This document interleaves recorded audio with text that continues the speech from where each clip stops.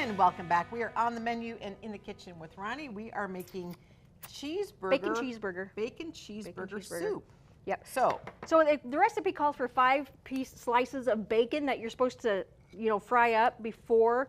I'm not doing the fried bacon because forgot it at home, so I have bacon that I'm just going to add. So what Carol's doing is adding 2.5 tablespoons of tomato paste and the broth.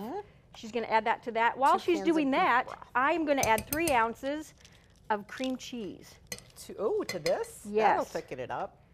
I'm really kind of excited. I usually don't get too excited about what I make, but this is going to be, this smells really good. And it's 3 cups. It calls for 3 cups of beef broth. This is a little bit more, but I like Pour both of these in? Yes, please. Okay. I like mine a little bit soupier, so. Okay, yeah.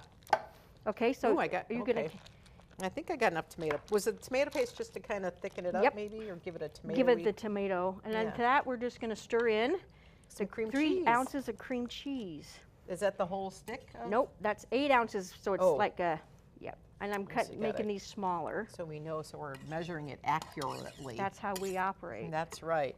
It's soup. You can't go wrong with soup, can you? No. Absolutely not. And we still get to put our pickles in here. Does that sound make you go, ooh? That sound is not good.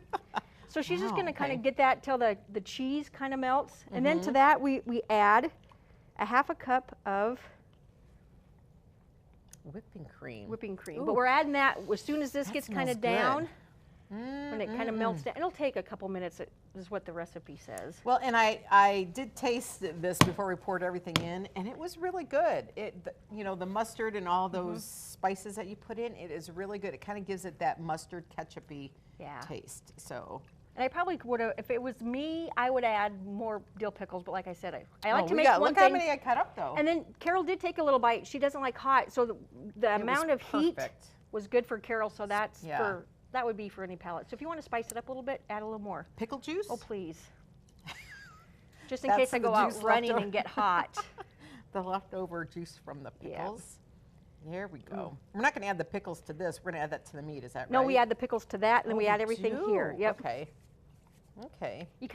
The recipe will be on our website, nebraska.tv. It'll break everything down because this is kind of the process the recipe calls for. And I can kind of see that you need to kind of get that cream cheese broke down a little bit. So where does the cheese come in to make it the cheeseburger? Well, you put the cheese at the end. You can sprinkle it on the top. Okay. You sprinkle at the end. You add and the bacon you would add to this, and you would already have that added. So. Okay. And if you're looking at the meat is probably close to 2 pounds there. Okay, so if you want to add the pickles, and I will add 1/2 cup of heavy whipping cream.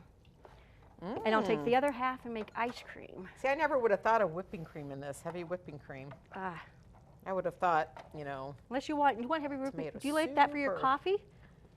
No. You don't like Not heavy whipping cream. In your coffee? Cream. Yeah. Oh, look at this, See, I don't drink coffee, so I'm like the last to. That's more for baking and whatnot. Oh. Okay. Yummy. I don't know.